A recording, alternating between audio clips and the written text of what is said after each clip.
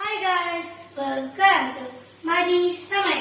நம்ம என்ன பார்க்க போறோம்? கல்யாண வீட்டு உருளைக்கிழங்கு வறுவல் தான் பார்க்க போறோம். இந்த வீடியோக்குள்ள போற முன்னாடி சேனல் புதுமை பண்ணீங்கன்னா லைக் பண்ணிடுங்க, ஷேர் பண்ணிடுங்க, சப்ஸ்கிரைப் பண்ணிடுங்க. இப்போ வாங்க வீடியோக்குள்ள போகலாம்.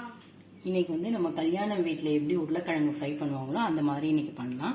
அது எப்படி பண்ணுறதுன்னு பார்ப்போம் வாங்க. நான் இன்னைக்கு 3 மீடியம் சைஸ் உருளைக்கிழங்கு வேக வச்சு தோல் வச்சு வச்சுருக்கேன். எப்படி செய்யறதுன்னு பார்க்கலாம். கடாய் காஞ்சி வச்சு இப்போ நம்ம எண்ணெய் போட்டுக்கலாம். நான் ஒரு 4 டேபிள் ஸ்பூன் எண்ணெய் போட்டுக்கிறேன். எண்ணெய் காஞ்சிடுச்சு. இப்போ கொஞ்சம் கடுகு போட்டுக்கலாம். ஃபஸ்ட்டு கடுகு வெடிச்சிருச்சு. சோம்பு கொஞ்சம் ஜீரகம்.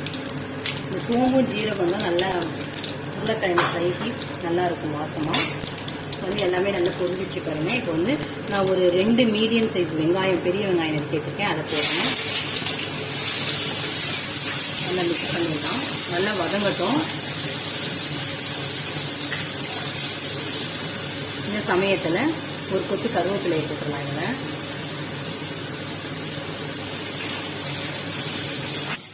பாருங்க, வெங்காயம் நல்லா வதங்கிடுச்சு. இந்த சமயத்தில் தோலோட 2 பூண்டு, ஒரு சின்ன துண்டு இஞ்சி, நிறைய போடக்கூடாது, இஞ்சி துண்டு கொஞ்சமாக போட்டுட்டு நல்லா ஃப்ரை பண்ணிடலாம்.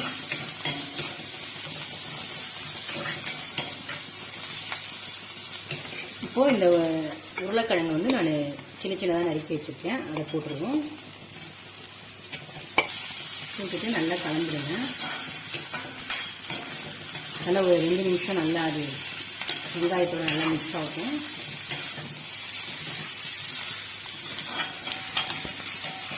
பாருங்க, நல்லா 2 நிமிஷம் ஆயிடுச்சு. இப்போ இந்த உருளைக்கிழங்குக்கு தேவையான உப்பு போட்டுக்கலாம்.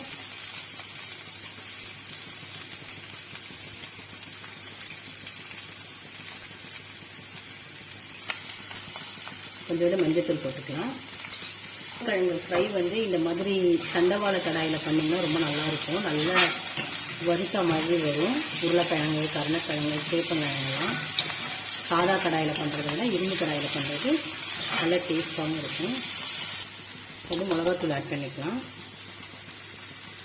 நான் ஒரு 2 டேபிள் ஸ்பூன் போட்டிருக்கேன். உங்களுக்கு காரம் எப்படி வேணுமோ போட்டுக்கோங்க.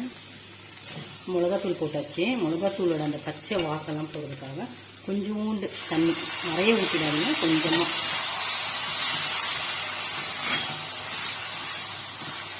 ஊற்றி நல்லா மிக்ஸ் பண்ணிடலாம்.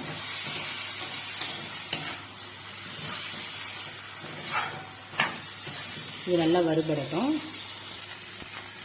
கொஞ்சம் நல்லா வறுபட்டுடுச்சு. இந்த சமயத்தில் ஒரே ஒரு டேபிள் ஸ்பூன் ஆயில் போட்டுக்கலாம். எண்ணெய் பச்சை வாசம் ஒரு மாதிரிலாம் இருக்காது. ஏன்னா இது இரும்பு கடாய் நல்ல சூடாக இருக்கும். அதனால பச்சை வாசம்லாம் வராது.